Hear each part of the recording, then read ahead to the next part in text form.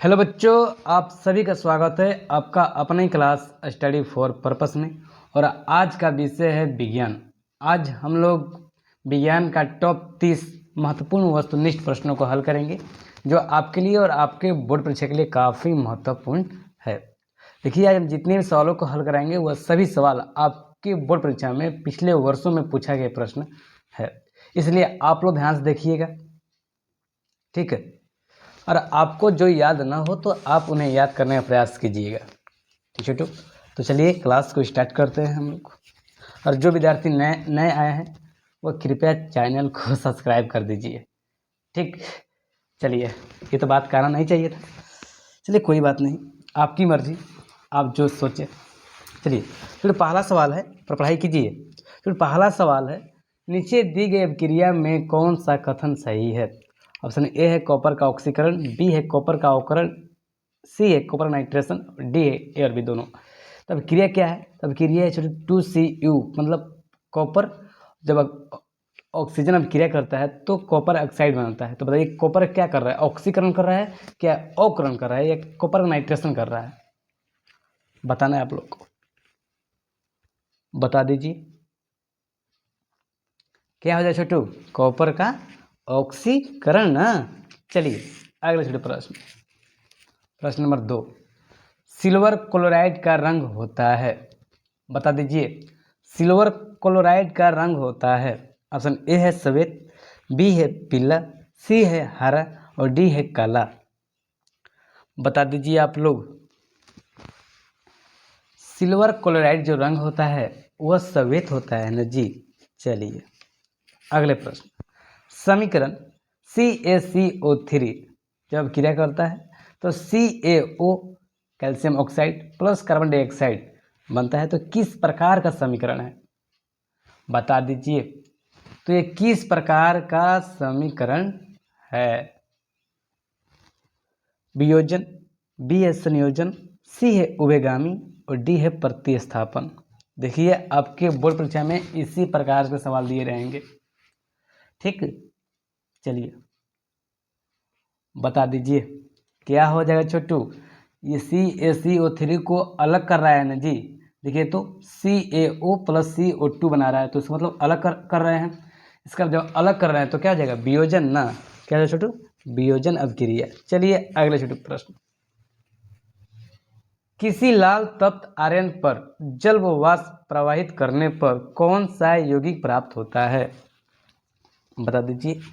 किसी लाल तप्त आयरन पर जल और वाष्प प्रवाहित करने पर कौन सा यौगिक प्राप्त होता है? ऑप्शन ए है FeO, बी है Fe2O3, सी है Fe3O4 और डी है FeS। बता दीजिए प्रश्न नंबर 4 का आंसर क्या हो जाएगा? चलिए क्या हो जाएगा?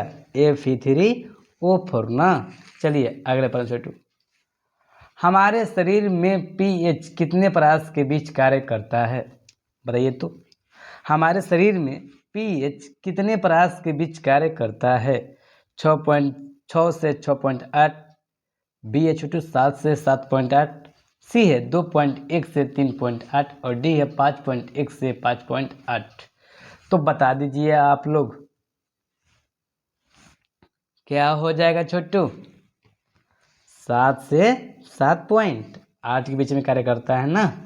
चलिए अगले प्रश्न, चलो प्रश्न नंबर 6 है, बेकिंग पाउडर का अणुसूत्र क्या है? बताइए तो। बेकिंग पाउडर का अणुसूत्र क्या है? ऑप्शन ए है Na2CO3, बी है CaCO3, सी है NaHCO3 और डी है NaNO3। आपको बताना है कि बेकिंग पाउडर का अणुसूत्र क्या है। तो क्या हो जाएगा छोटू? बता दीजिए। NaHCO3, option number C. चलिए अगले प्रश्न, निम्न में से कौन आयनिक यौगिक है? बताइए तो। ऑप्शन ए है CH4, बी है CO2, सी है CaCl2 और डी है NH3। बता दीजिए इनमें से कौन आयनिक यौगिक है? क्या हो जाएगा छोटू? बता दीजिए। CaCl2 ना। चलिए अगले प्रश्न, निम्न में से कौन सा पदार्थ ऑक्सीजन के संयोग नहीं करता है? बताइए तो, निम्न में से कौन सा पदार्थ ऑक्सीजन के संयोग नहीं करता है? ऑप्शन ए है तांबा, बी है गोल्ड, सी है सोना और डी है पोटासियम। गोल्ड मतलब क्या होता है? सोना ना जी। बता दीजिए क्या हो जाएगा?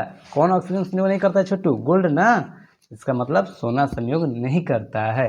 चलिए छोटू अगले प्रश्न नंबर 9। चलिए छोटू प्रश्न नंबर 9 है, शुद्ध सोना को व्यक्त किया जाता है 22 कैरेट, 24 कैरेट, 20 कैरेट या 12 कैरेट?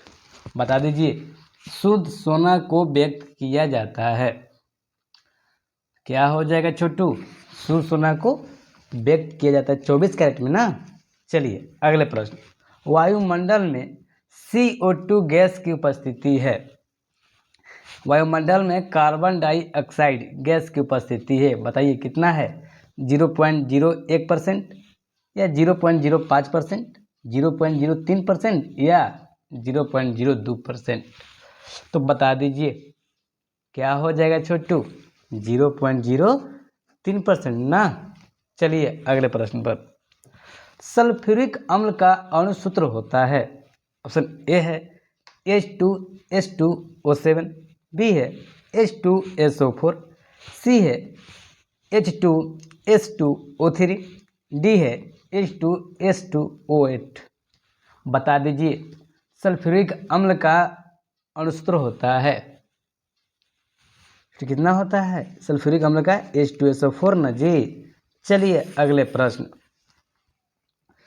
अगला प्रश्न है, कार्बोक्सिलिक एसिड समूह है single bond CHO, single bond COOH, सी है सिंगल बॉन्ड CO और डी है सिंगल बॉन्ड NH2। तो बता दीजिए आप लोग क्या हो जाएगा छोटू?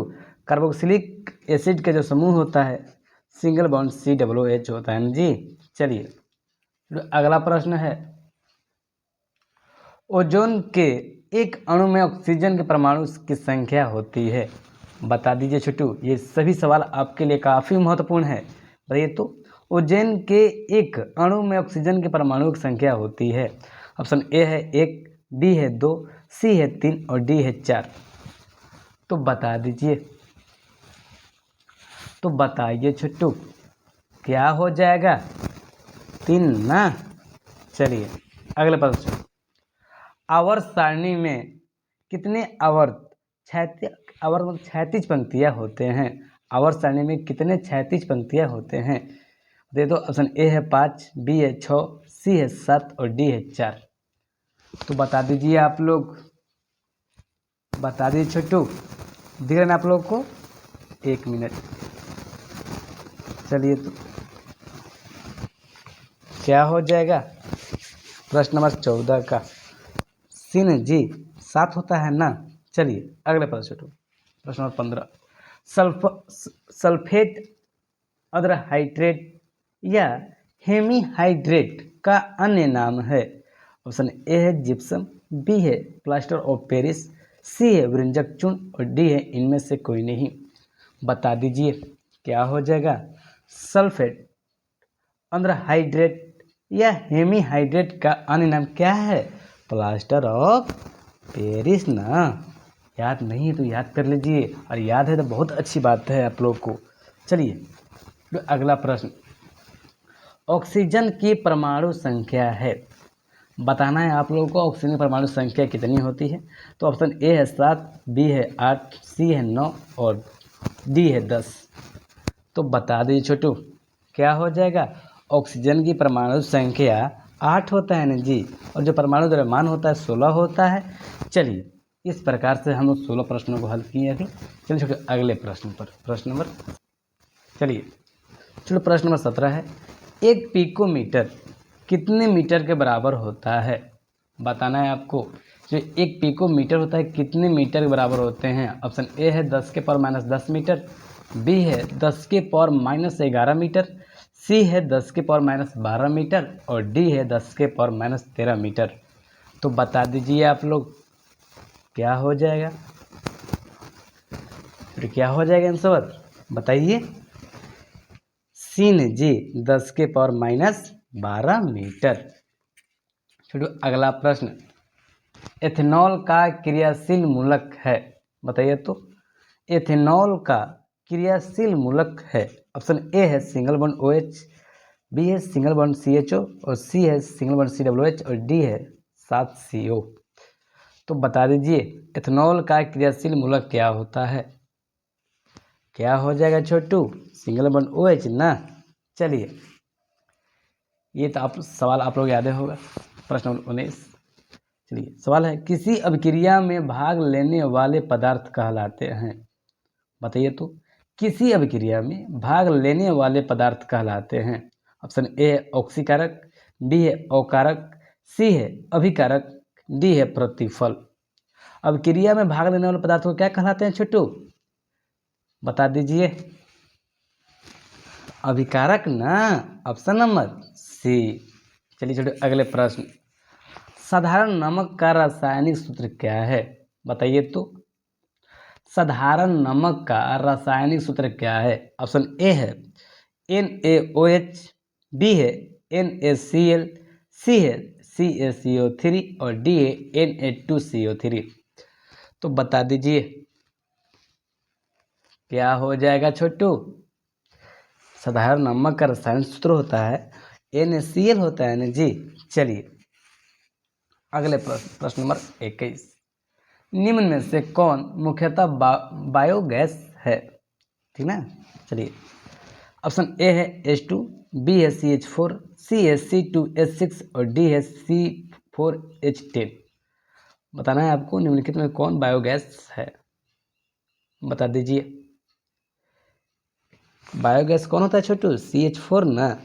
चलिए अगला प्रश्न छोटू, पोटेशियम की परमाणु संख्या क्या है, पोटेशियम की परमाणु संख्या क्या है, ऑप्शन ए है 19, बी है 20, सी है 23, डी है 35।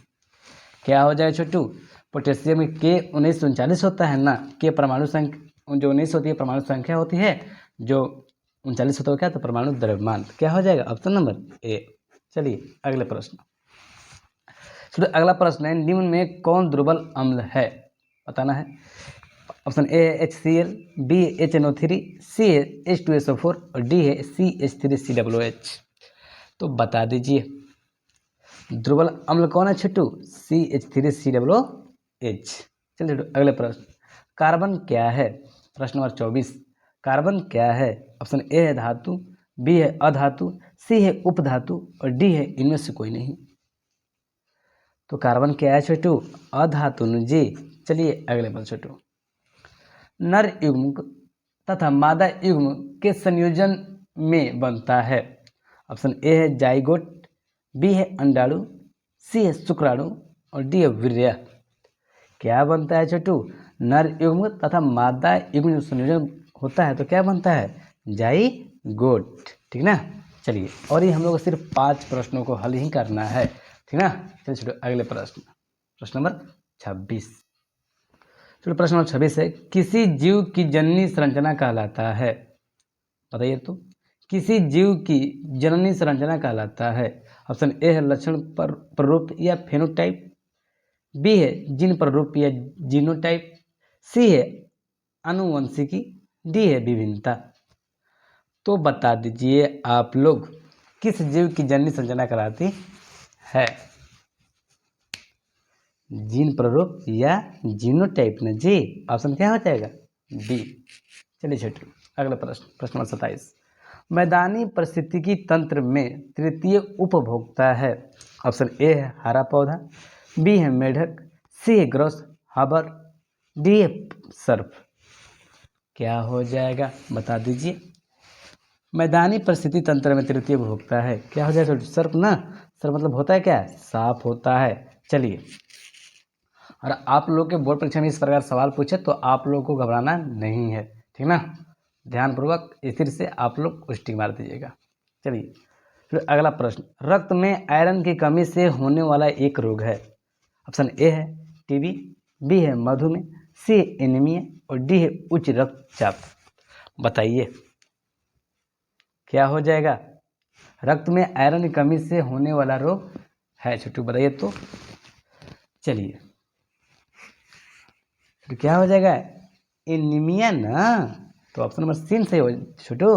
चलिए अगला प्रश्न, ये सवाल आप लोग याद नहीं होगा। कवक में पोषण की कौन सी विधि है? ऑप्शन ए है स्वपोषी, बी है मृतजीवी, सी है सबभोजी और डी है इनमें से कोई नहीं। चलिए तो बताइए तो क्या हो जाएगा? कवक में पोषण की कौन सी विधि है? स्वपोषी ने जी। चलिए गलत, स्वपोषी नहीं, मृतजीवी है। क्या है?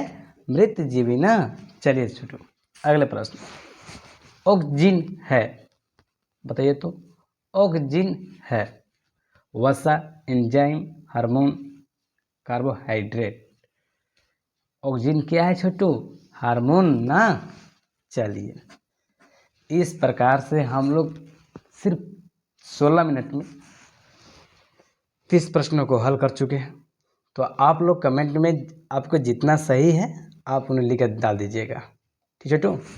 चलिए अब मिलते हैं छोटू हम लोग अगले क्लास में। आज के लिए इतना ही, चलिए बाय।